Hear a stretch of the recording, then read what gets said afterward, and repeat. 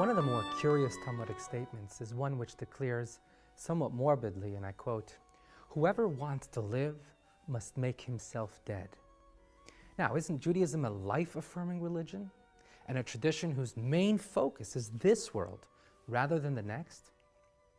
I'd like to suggest the following explanation, based on an excerpt of Mitch Albom's best-selling book titled Tuesdays with Maury. In the book, sports columnist Mitch Albom recounts the time he spent with his 78-year-old sociology professor, Maury Schwartz, at Brandeis University, who was sadly dying from ALS. The first few moving chapters of the book include an introduction to the final conversation between Albom and Schwartz, and I quote, "Everybody knows they're going to die, but nobody believes it or prepares for it," said Maury.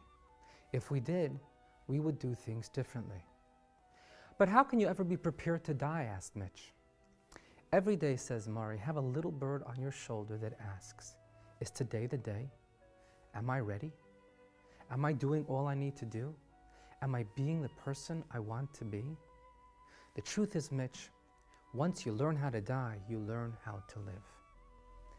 Most of us don't really experience the world fully because we're half asleep, doing things we automatically think we have to do. "And facing death changes all of that?" asked Mitch. "Oh yes," says Maury. "You strip away all that stuff and you focus on the essentials. When you realize you're going to die, you see everything much more differently." Learn how to die, Maury sighed, and you learn how to live. Perhaps this is what our rabbis meant when they said, "Whoever wants to live must make himself like dead." By living each day as if it could be our last, we relate to each life experience passionately, powerfully, and memorably. And perhaps this explains why the theme of mortality runs so deeply throughout the high holidays and its liturgy. The emotionally draining theme of life and death, and the unsettling talk of our fate being sealed, is not meant to induce in us a tangible fear of death, but a profound love for life.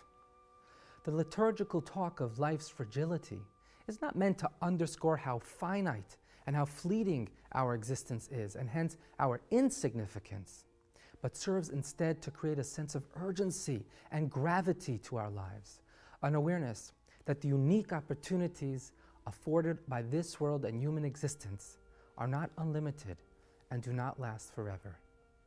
On Yom Kippur, we don't eat or drink, engage in intimacy, or any other life-affirming pleasures. On Yom Kippur, we step out of our human existence and context, and indeed we wear white clothing reminiscent of the color of burial shrouds, according to some. In other words, on Yom Kippur, we dedicate a day to live like we were dying. On a deeper and more mystical level, on Yom Kippur, we disengage from the material world and are deprived for 25 hours of the unique spiritual opportunities afforded us by physical existence.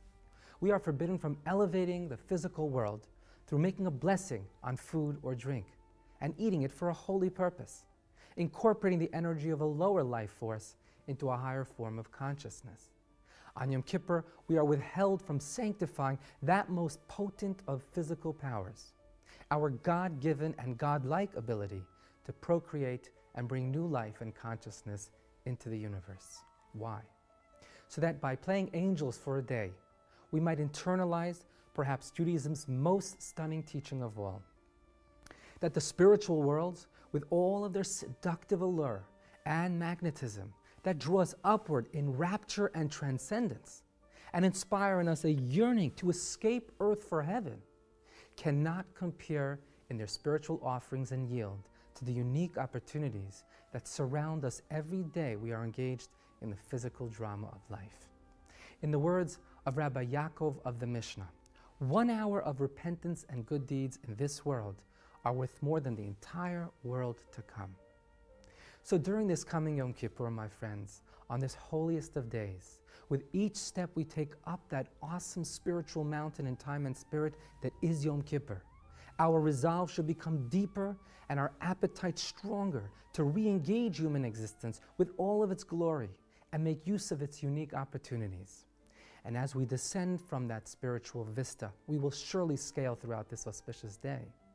Our newly gained and elevated perspective will inspire us to love deeper and live each day fuller as we continue along life's precious journey, doing our part and perhaps the greatest and grandest endeavor ever undertaken by man, that of bringing heaven down to earth.